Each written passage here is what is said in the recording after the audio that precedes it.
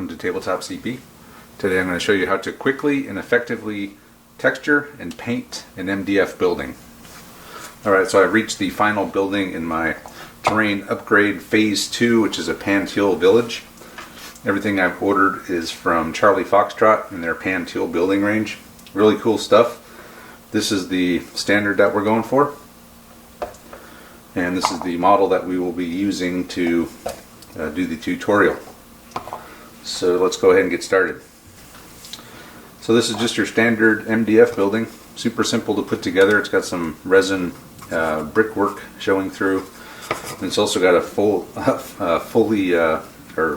solid resin top. This whole thing is just a big piece of resin, but it's very nice. A lot of detail, and the ridges and stuff are just very pronounced, so it looks really cool. So we're just going to set that aside, and we're going to go ahead and start texturing this thing. First thing we're going to do is we're going to get some spackling. I'm not sure what it's called in other parts of the world, but here in the US it's called spackle. This is lightweight spackle. It is very lightweight. It's not like putty or that I forgot what it's even called, but there's another product that's similar to this, but it's also very heavy. I found this stuff works really well. So first thing we're going to do is we're just going to get some of this stuff out, and we're just going to place it on the lid. And we're going to get some water, and we're just going to get it super watery. You want it to be quite watery to do this. This stuff's been around for a little bit, so it's a little bit drier than normal, so it takes a little bit more water. But that's that. Okay, there we go. And then you just staple it on.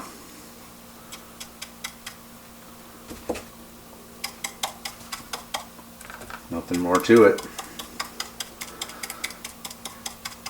The more watery it is, the less thick it'll go on, and it won't be as dense or as tall the more watery it is. And when you have this stuff out, there's also these joints here where the MDF goes together. You can just use this stuff to fill in those corner joints as well, so that when you're done, the building will just not have those joints, and it just looks a lot more realistic without them.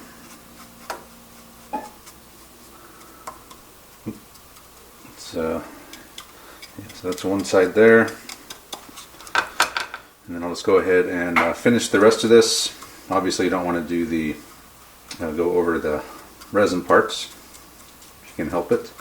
I do go over the door and the window. I forgot what those are called, but I do put some on those as well.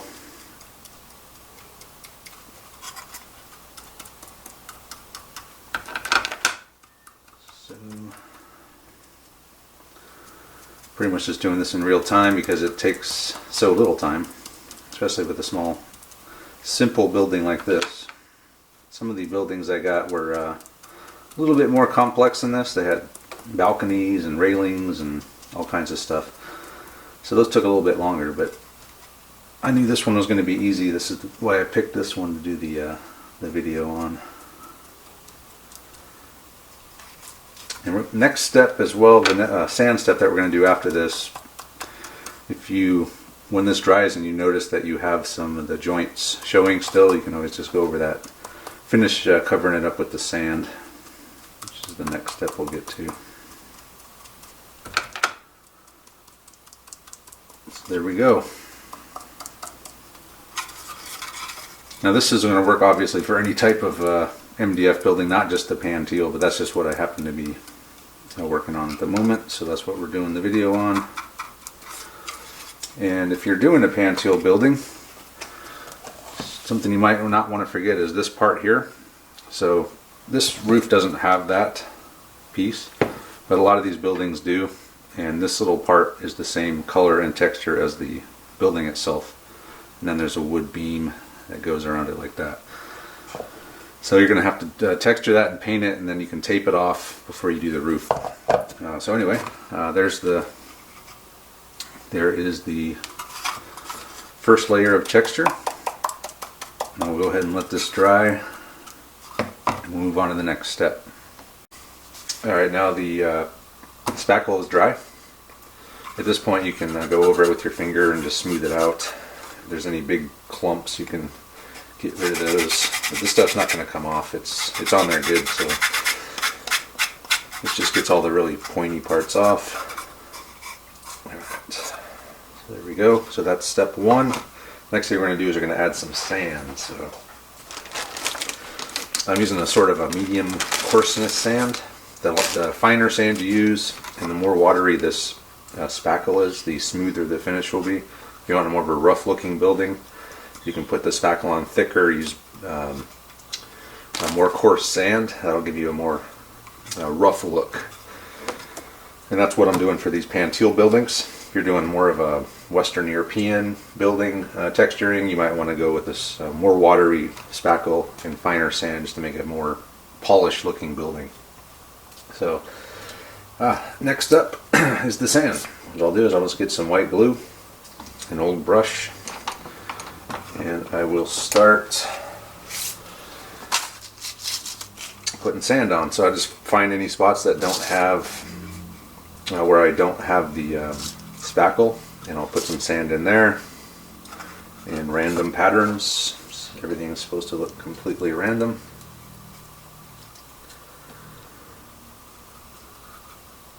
So let's do that. And Charlie Foxtrot on their website, this is where I got some of these ideas from. Colin has a tutorial on how to do this, and in his, he actually goes back over the sand with another layer of spackling. I didn't do that on any of my buildings, although I think it would look cool, but for consistency's sake, I'm not going to go back over it. But that would just add another layer of texturing to it, and I think it would look pretty good. So that's an option for you as well.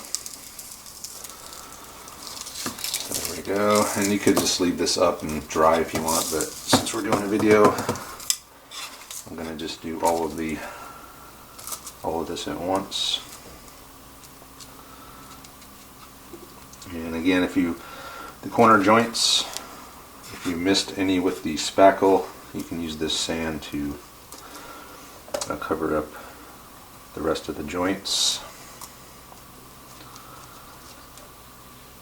Normally I speed through these, but it's such a short amount of time I need to do this that I'm just going to do it in real time. Okay.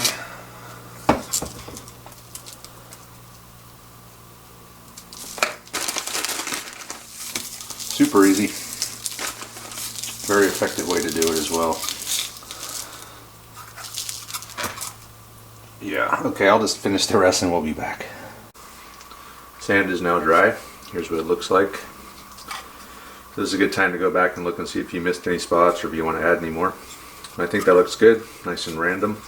So the next thing we're going to do is we're going to prime it. And for that I'm just going to use this flat gray primer. You can do white too, but I find gray is a good color. It leaves a little bit more shadow in the sand especially. So we'll go ahead and do that real quick. Completed the priming, so here it is now. And the next thing we're going to do is we're going to start painting. And one of my goals for this project was not to use my airbrush at all. I just have a lot of issues with it. It works sometimes it doesn't, and it would be a very long painting session for each building. And I just didn't trust the airbrush enough to do a giant project, so I wanted to do everything with rattle cans or spray paint. So I went out and found some colors that will work. And the first thing we're going to do is we're going to paint the roof. And for that we're going to use this Krylon Ultra Flat Red Oxide. So my buddy Greg turned me on to this. This was the kind of the biggest stumbling block for me, was finding a roof color that I liked in a rattle can. And he had used it for some of his Panteal buildings, and I got myself some off Amazon. They didn't have it locally, so it was a little bit more expensive, but it's well worth it. So first thing we're going to do is we're going to just spray paint the roof with the base roof color. Here we are behind the nerd cave here. I'm going to just do this on camera because I want to show you a little thing that we're going to do to this. after this part. Alright, so I've gone through almost this whole can doing this village, but I think we're gonna make it. So you gotta make sure you get underneath on this bottom edge here. Okay, there we go. The thing I wanted to show you was some rudimentary pre-shading. So a lot of people mock this technique, say it doesn't do anything. I think it does, and I use it for tanks and stuff as well with the airbrush. But we're going to do it with this rattle can. So what this does, I'm just going to spray paint some black in just random spots, and I'm going to go back over it again with the red lighter and leave a little bit of that black showing through, and it adds some variation to the tone. I think it looks cool, so we'll just go ahead and do that now.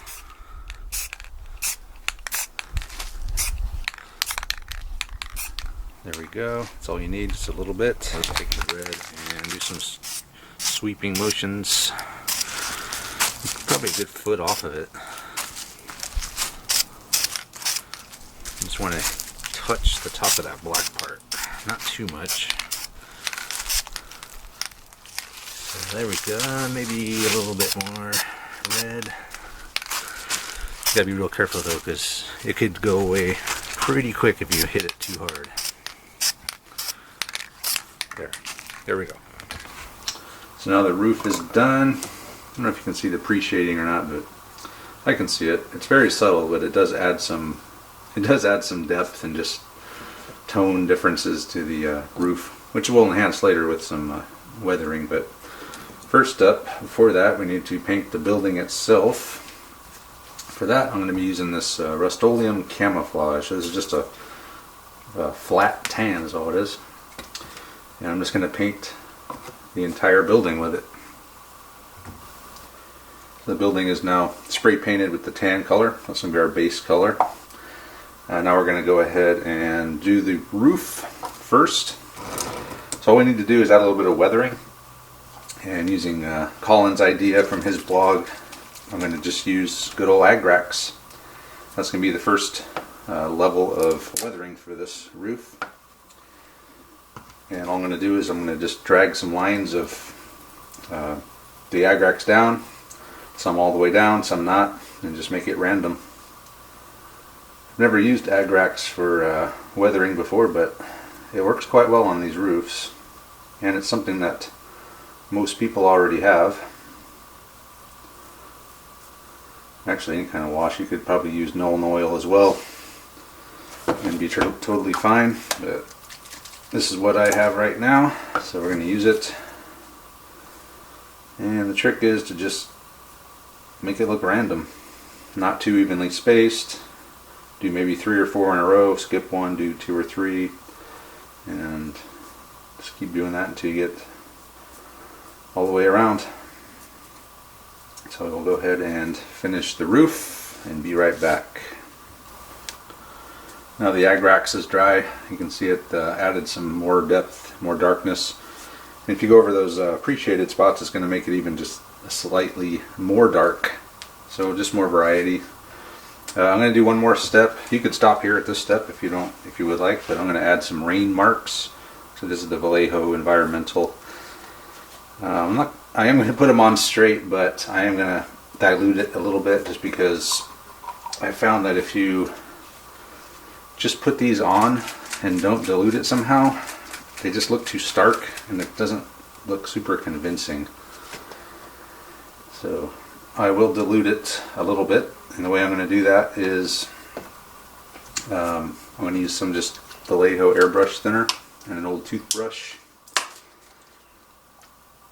And after I put these on, in a similar style to the airbrush, random, not evenly spaced. Actually, I probably should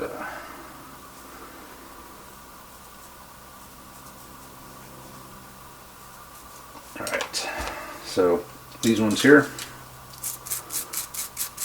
just rub these out a little bit. So this will still leave some of that rain mark color in the recesses, but it won't be nearly as stark as it would be if you just put it on straight and left it.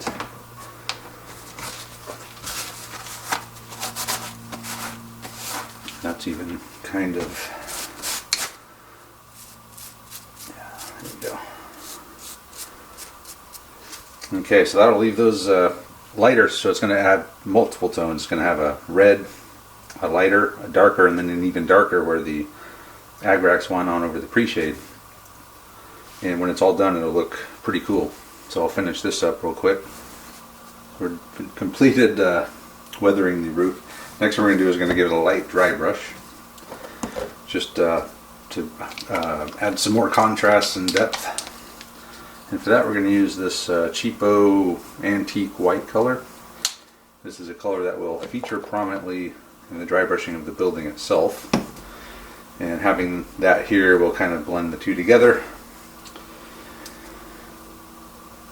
So this is just going to be a real light dry brushing. You don't want it to cake up anywhere, you just want to get the edges.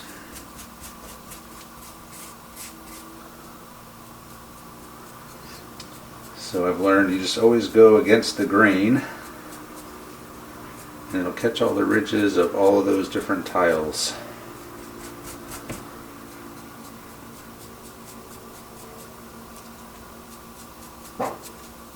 And just add a nice little highlight layer.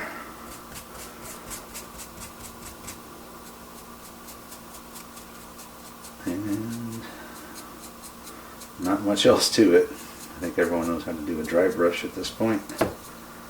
If you don't, it's just get a little paint on the brush and wipe it off until it's almost all gone, and then lightly drag it against the raised parts of the model. So if there's a tank or anything, any kind of edges that you want highlights on, you can just do it this way.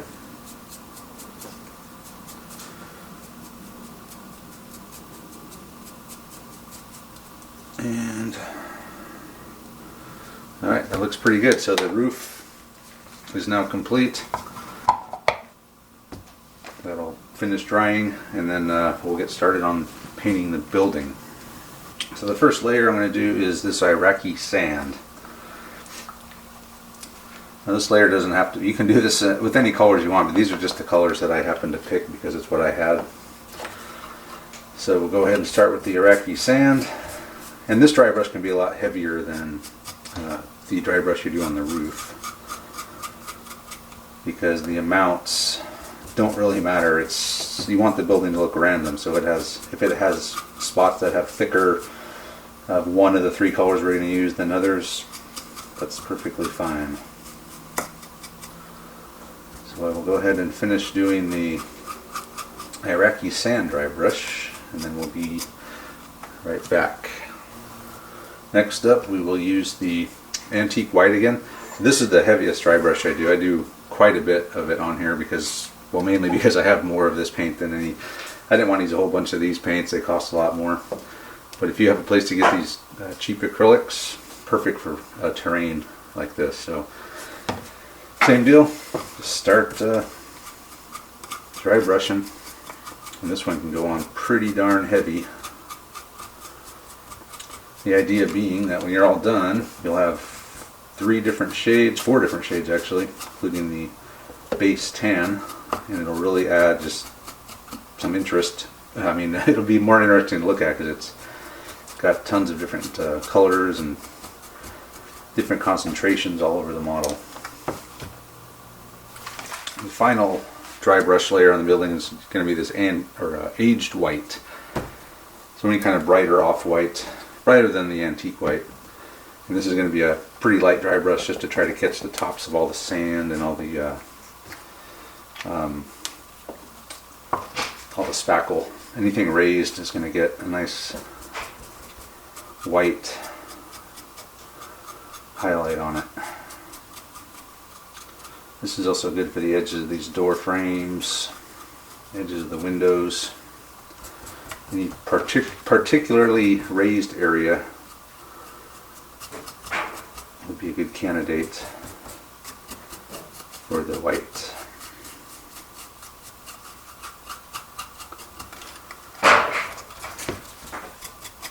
Just acorns falling on the shed. They can be quite loud. Normally I speed through this, so I'm kind of making up small talk. Tell myself it's going to take so little amount of time that I'll just do it on camera. Then I didn't realize I had to fill that up with talking. So I get the edges, the corners here. Good to get those as well. And obviously the more of this you put on, the brighter or whiter the building will look. I think that side's pretty good. Alright, all done. So that is the building and roof done, completed painting wise. Next thing I need to do is the brickwork here. I'll just show you how I do that real quick. I do it a certain way. You could actually just leave it the same color and be fine. But I wanted to add a little contrast, so I used a gray for this. I'll just be using the neutral gray.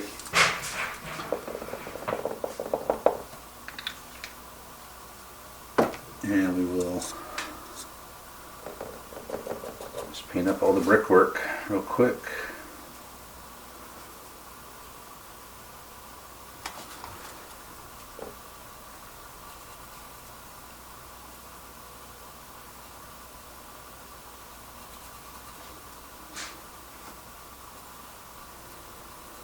And then once, not even a big deal if you go over a little bit. You won't be able to tell. After this, what I'm going to do is I'm going to put some Agrax on this, let it dry, and then we'll come back and do some dry brushing on that. Meanwhile, I have a door and 2 windows. For the door, I'm just using German camo medium brown. It's a nice kind of neutral or mid-range brown color, and it works fine for the wood on the doors and windows. For this, I'll paint those German camo medium brown, and I will do the Agrax on them, dry brush them up again, put the Agrax on these, and then we'll come back and do some dry brushing on those. So I finished painting the doors and the windows, put those in. Now I'm going to just do the dry brushing on the stonework. For that, I'm just going to go over it with the neutral gray again. A little bit lighter with the light gray, and then finally a very light dry brushing with the Pallid Witch Flesh, which is just another off-white color. So I'll go ahead and do all that.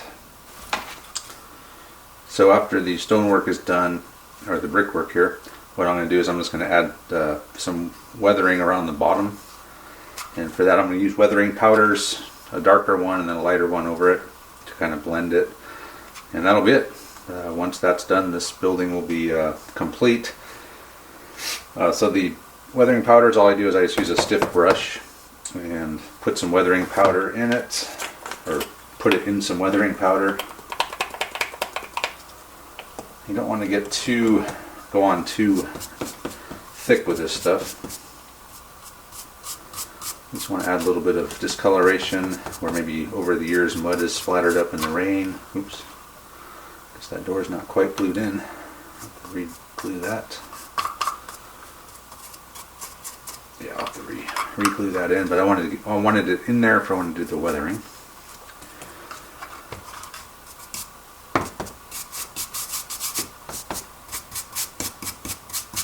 And you can put little random spots, small spots around other parts of the building. Oops, that's a little too thick right there. But when we use this lighter colored dust, it'll tone this down a little bit.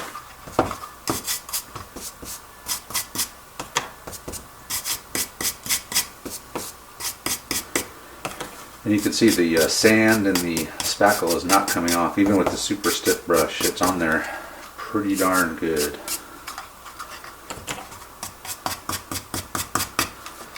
Okay, and we'll just do some of the lighter dust. You can see how that blends that in a little bit. This side I went a little bit too dark on, but that's okay. Maybe the rain was splashing up a little bit more on that side.